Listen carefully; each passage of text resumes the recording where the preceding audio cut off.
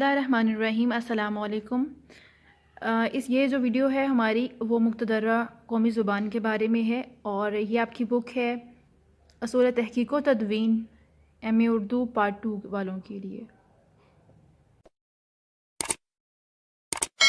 مقتدرہ قومی زبان ایک وہ خود مختار ادارہ ہے جو حکومت پاکستان کابینہ ڈویژن کے زیر انتظام 4 اکتوبر 1979 کو دستور پاکستان 1973 کی دفعہ 251 کے تحت نفاذ اردو کی ضروری تیاری کے لیے وجود میں آیا۔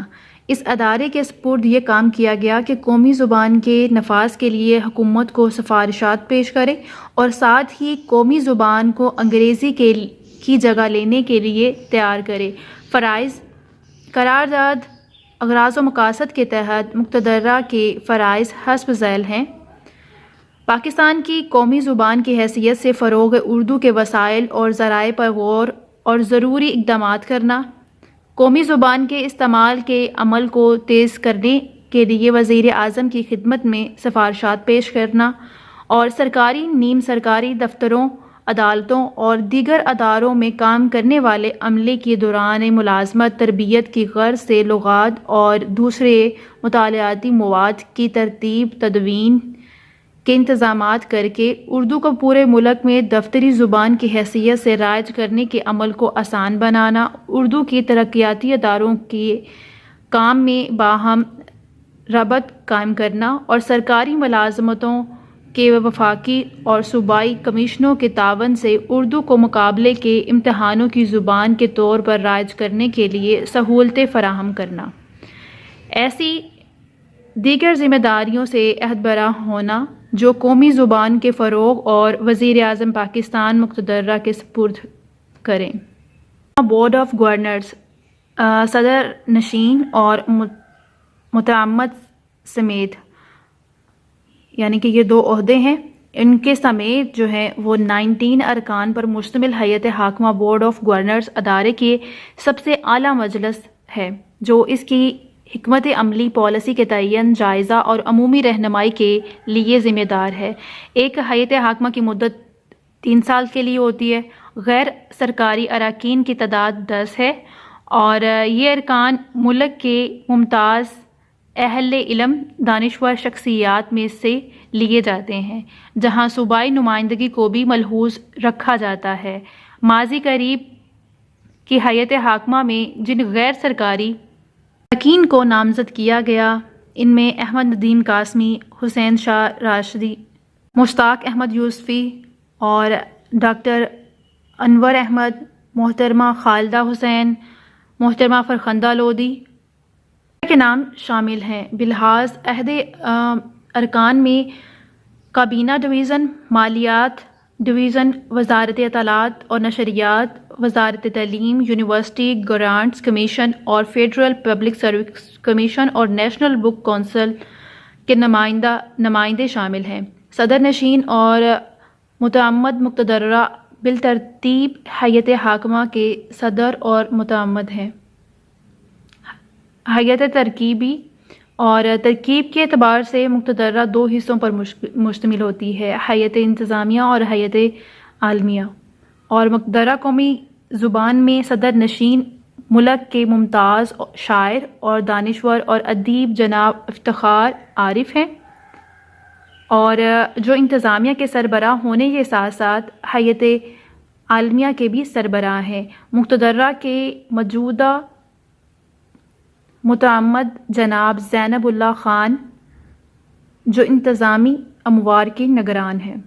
شعبہ جات مقتدرہ قومی زبان نفاذ اردو کے سلسلے میں حکومت کو سفارشات پیش کرنے کے علاوہ مندرجہ ذیل شعبوں میں خدمات سر انجام دے رہا ہے: دارالترجمہ دستاویزات اور دارالترجمہ لغات اصطلاحات، اور درسیاسیات میں کیا ہے، یہ شعبہ جاتی سطح پر ایم اے اور ایم ایس سی کے طلباء کے لیے اہم موضوعات پر درسی اور معاون درسی کتب کی تیاری کا کام سر انجام دیتے ہیں، اور ان کے جو نگران ہیں وہ ڈاکٹر گوہر نوشی ہیں۔ دارالتصانیف اور تصانیف کے لیے انتظامی اور علمی شعبوں کے لیے درجہ ذیل افسران جو خدمات انجام دے رہے ہیں ان کے نام درج ذیل ہیں جو آپ کے سامنے ہیں. اور اس کے بعد ہے مقتدرہ کی. یہ آپ سارے نہیں بھی لکھتے ہیں تب بھی ٹھیک ہے اور یہ سارے یاد کرنا مشکل ہوگا. اگزامپل کے طور پر آپ کہہ سکتے ہیں کہ ان کے علاوہ اور بھی ہیں. مقتدرہ کی عمارت کی تعمیر یہ 1988 میں منظور ہوئی تھی PC1 کے مطابق اور اس کو 2 سال میں کمپلیٹ ہونا تھا، مگر مالی وسائل کی کمی کی وجہ سے یہ منصوبہ جو ہے وہ 8 سال میں کمپلیٹ ہوا تھا. اور 1996 سے 97 میں اس منصوبے کے لیے 67,89,000 کی بقایا پوری رقم منظور ہوئی. پھر دوران سال ہی اس عمارت کو مکمل کرا کے 24 مارچ 1997 کو اس میں دفاتر منتقل کر دیے گئے. مقتدرہ کو بھی زبان کی خدمات کون سی ہیں؟ میں ان کی ہیڈنگ صرف ریڈ کروں گی، آپ اسکرین شاٹ لے کے اس کو فل ریڈ کر لیجئے گا. قومی زبان کے فروغ، ذرائع اور وسائل کا جائزہ، سروے، جائزے، رپورٹیں، نفاذ اردو کے مسائل اور جائزے، تاریخی اور تقابلی جائزے، اردو رسم الخط اور دیگر مسائل،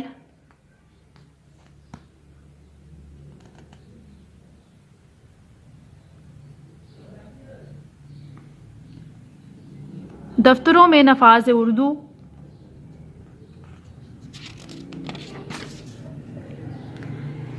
دستاویزات کے تراجم، دفتری لغات، دفتری اردو کے تربیتی مواد کی تیاری،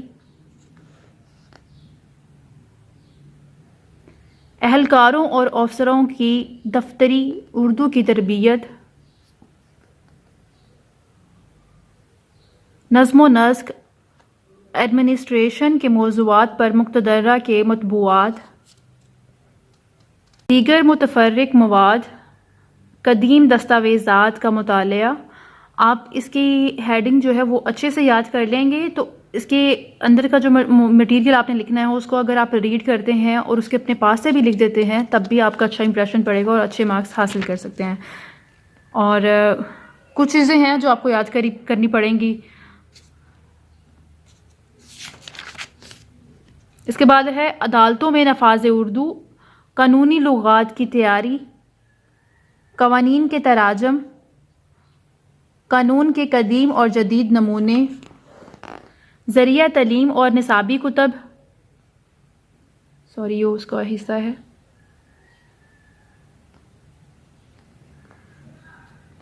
کتابیاتی جائزے،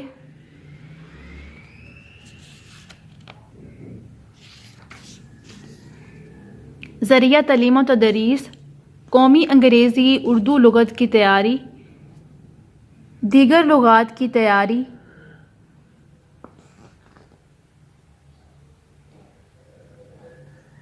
لغات اصطلاحات، نصابی درسی کتب،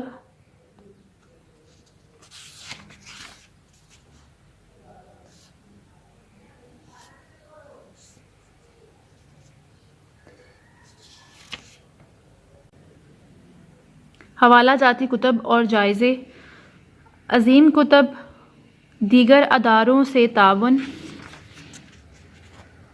تکنیکی خدمات،